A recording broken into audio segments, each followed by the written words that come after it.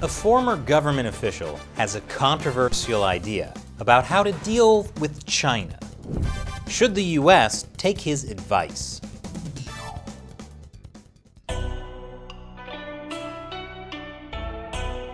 Welcome to China Uncensored. I'm Chris Chappell. Today, I'm going to talk about a bad idea. The kind of bad idea that sounds like a good idea, at least to some people, like the time that my roommate Carl decided to go skinny dipping in the neighbor's pool. At least this bad idea comes with less jail time. What's the bad idea? Last week, the Atlantic Council, a prestigious think tank, published an anonymous report called The Longer Telegram. It was written by a former senior government official with deep expertise and experience dealing with China. Oh, so you know this is going to be good. Why is it called The Longer Telegram? The anonymous author wants to compare his report to the Long Telegram, an actual telegram sent by George Kennan, an American diplomat in Moscow, to the State Department in 1946. Kennan's telegram presented a clear-eyed view of the Soviet Union and correctly predicted what the communist government would do during the Cold War. Kennan called the Soviet Union highly sensitive to logic of force and said that it would withdraw when strong resistance is encountered at any point. And he said that the Western world needed to provide that resistance. Kennan's telegram dramatically changed how the US government dealt with the Soviet Union by essentially proposing what became known as the containment strategy that the US used during the Cold War. So now, in the Longer Telegram, this anonymous former senior government official is proposing his own strategy for the US to deal with China. I'm not going to go through the whole thing. When this guy said it was a longer telegram, he wasn't kidding. The original Long Telegram is 8,000 words long. The Longer Telegram is almost 30,000 words long. And you don't watch China Uncensored to see a 3-hour dissection of a think tank policy paper. This isn't Reports Unread. Welcome to Reports Unread. I'm Chris Chappell. Today I'll be talking about... Wait. How long is this? I'm not reading this. The real show I need to make is content undemonetized. Anyway, back to the longest telegram ever.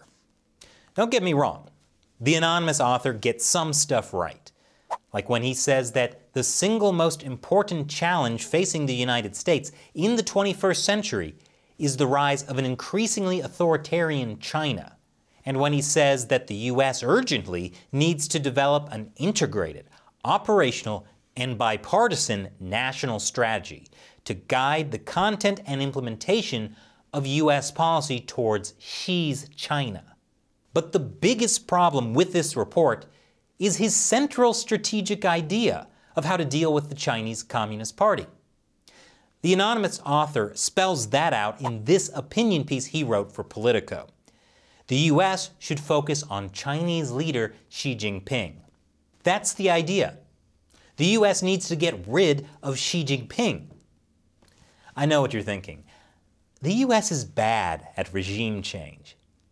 But don't worry, this is not regime change, because we're going to get rid of Xi Jinping, but we're going to keep the Chinese Communist Party. Yeah, let that sink in for a moment. Why are we keeping the Communist Party?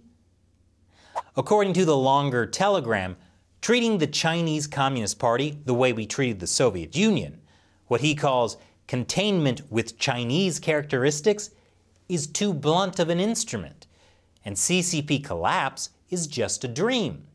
By contrast, a strategy that focuses more narrowly on Xi rather than the CCP as a whole presents a more achievable objective. That's right, it's not regime change, it's leadership change. Totally different. This is a bad idea. This isn't just skinny dipping in your neighbor's pool, It's diving off Niagara Falls naked, in a canoe. And I'll explain why after the break. Welcome back. The strategy to get rid of Xi Jinping while keeping the Chinese Communist Party is a really bad idea. And I say that even though I'm no fan of Xi Jinping. He's never responded even once to any of my interview requests. So it's not a bad idea because Xi Jinping is somehow a good guy who should stay in power. It's a bad idea because it's a fundamental misunderstanding of the Chinese Communist Party, one that is dangerous for the US and the rest of the world. The anonymous author believes that if leadership change were to occur, it would be more likely to move in the direction of a more moderate collective leadership, given that the burden of the internal critique of Xi so far has been that he has been too leftist at home and too assertive abroad. And how would this leadership change occur? Well, did you know there's this thing called factional infighting going on within the Chinese Communist Party? It's always nice when more people find out about my favorite factional infighting soap opera, General Hostility. But the longer telegram says that since there is infighting, the central focus of an effective US and allied China strategy must be directed at the internal fault lines of domestic Chinese politics in general, and concerning Xi's leadership in particular. On China Uncensored, we differentiate between the Chinese Communist Party and China as a whole.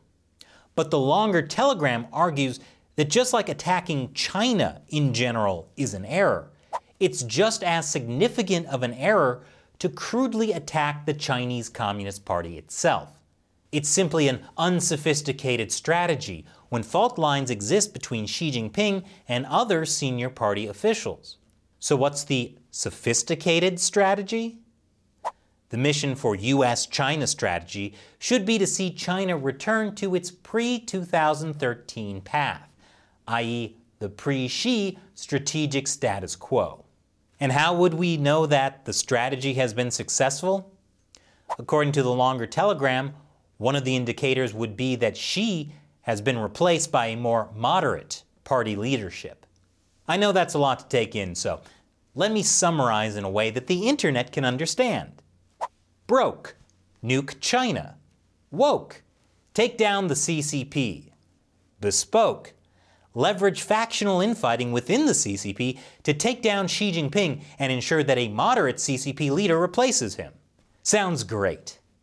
Except, this is exactly how we got into this situation in the first place. I'll explain after the break. Welcome back.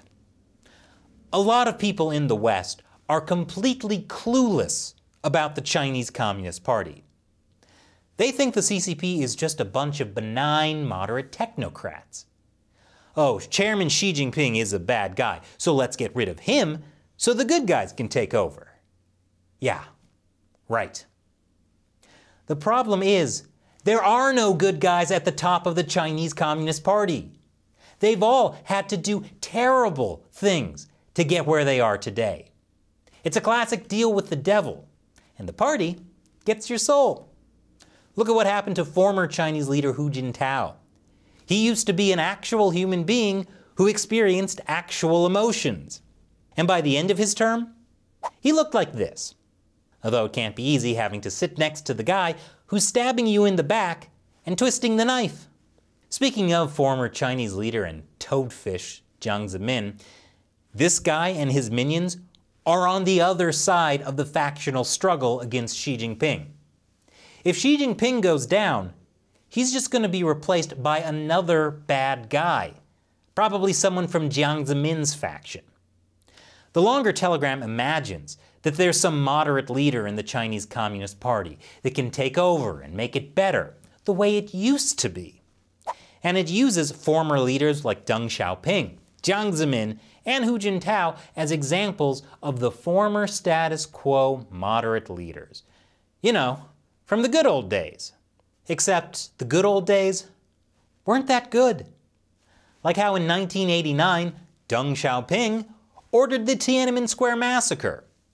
And then in the 90s, Jiang Zemin rose to power by supporting that massacre. He also started the campaign to crush Falun Gong, which included things like killing people for their organs. Hu Jintao used to be the party chief of Tibet. He was indicted in a Spanish court for genocide because of his policies in Tibet. These top party leaders were all killing people way before Xi Jinping was in power. There were no good old days of the Chinese Communist Party. But the longer telegram treats these former party leaders as more moderate because they seem to have a less aggressive stance towards the US and changing the international order. But that's wrong. The Communist Party always had an aggressive stance towards the US. It was already going down the same road it is currently under Xi Jinping.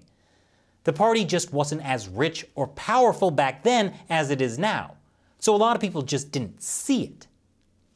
Here's the problem.